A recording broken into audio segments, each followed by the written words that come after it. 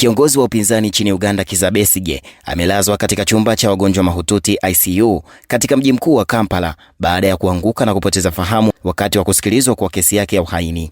Besigye mwenye umri wa miaka 70 amekuwa kizuizini tangu mwaka 2024 ambapo hali yake ya kiafya inaonekana kuwa dhaifu. Alikuwa akipinga uamuzi wa mawakili wa serikali kuteuliwa kumwakilisha mahakamani kabla ya kuanguka na kupoteza fahamu, na walinzi wa gereza walimkimbiza hospitalini. Katika chapisho lake kupitia mtandao wa X, zamani Twitter, mkewe Winnie Byanyima ambaye anaongoza shirika la Umoja wa Mataifa linalopambana na ugonjwa wa ukimwi ameandika kuwa bado amepoteza fahamu, hawezi kuzungumza na haitikii hata akidungwa sindano ili kupima mwitikio wa maumivu. Siku ya Jumatano katika mahakama ya Kampala, mashahidi waliokuwa mahakamani walisema Besigye alipaza sauti mara kadhaa akisema acheni kuhusu suala la uwakilishi wake wa kisheria kabla ya kuanguka.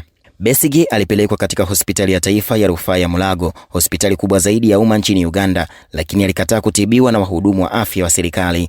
Mke Byanyima ameongeza kuwa hawataruhusu afisa yeyote wa serikali kumgusa, ambapo anataka Besigye aruhusiwe kupata matibabu kutoka kwa madaktari wake binafsi katika kliniki yake badala ya kutibiwa katika kituo cha afya cha serikali.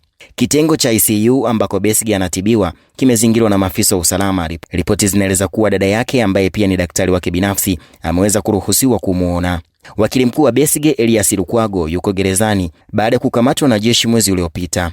Wakili wake mwingine Martha Karua kutoka nchini Kenya alizuiwa kuingia nchini Uganda baada ya kusafiri kwenda huko mwezi uliopita kumwakilisha Besigye. Mwanae Besigye Adamu Ampa amemwomba Rais Yoweri Museveni na mwanae Jenerali Muhoozi Kainerugaba ambaye ni mkuu wa jeshi la Uganda kuwa na huruma na kumwachilia baba yake kwa msingi ya kibinadamu.